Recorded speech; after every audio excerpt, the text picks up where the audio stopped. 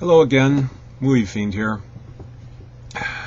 You know, the only thing that's almost as bad as a horrible film is a so-so film that could have been better, and you know it could have been better.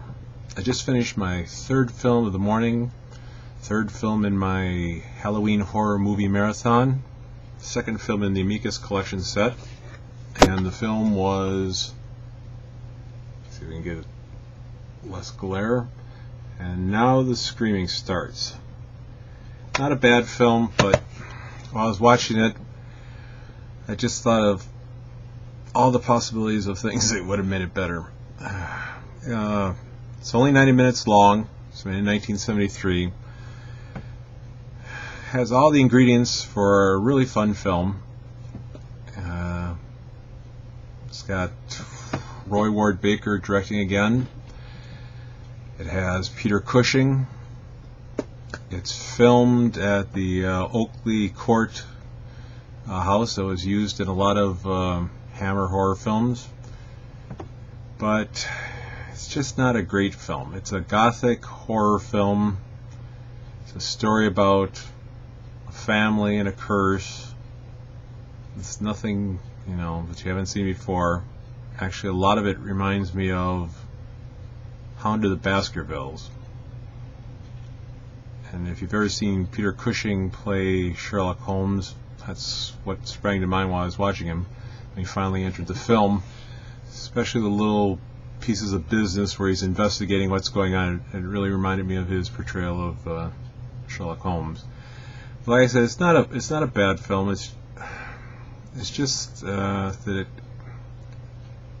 you can tell it has all the ingredients to be a really fun film, and it just doesn't quite cross the finish line. The film, beside Peter Cushing, has Ian Ogilvy, who was also in Witchfighter General and I think at least one other Amicus film, Beyond the Grave. One of the main problems I had with the film was the leading lady, Stephanie Beechin, I think it's pronounced. It's not that her performance is horrible or not even adequate. It's just I had no empathy for her. She really lived up to the title of "And Now the Screaming Starts," and then continues and goes on and on throughout the film. Lots of screaming. And all I could keep thinking was I'd seen better films in which the heroine is played where you don't know if what she's seeing is really happening or not, and where she is undergoing all kinds of stress, but she doesn't just, turn into a banshee. I didn't have any I wasn't drawn to her character at all. I was thinking of Deborah Kerr in The Innocents, 1961 The Innocents, where you really were drawn in by her performance. I just thought this film could have been so much better with a different lead. It's got interesting cast. It's an okay story, interesting locations. It's a well shot, well made film, but it just didn't grab me.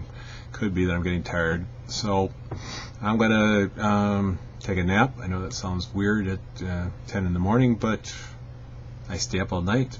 I sleep during the day, so I'm gonna take a nap, and then I'm gonna start watching films again. So this one, not so much. Not a bad film, 3 coffins out of 5, but not one I'm gonna rush to watch again. So hope everybody is having a good morning, and I'd be interested in hearing your comments if you've seen the film, or if you want to leave any message as to what you plan to watch or do to celebrate this Halloween day. So rate the film if you like, leave a message if you like, and I look forward to hearing from you. Take care. I'll talk to you later, or at least talk at you. Bye bye.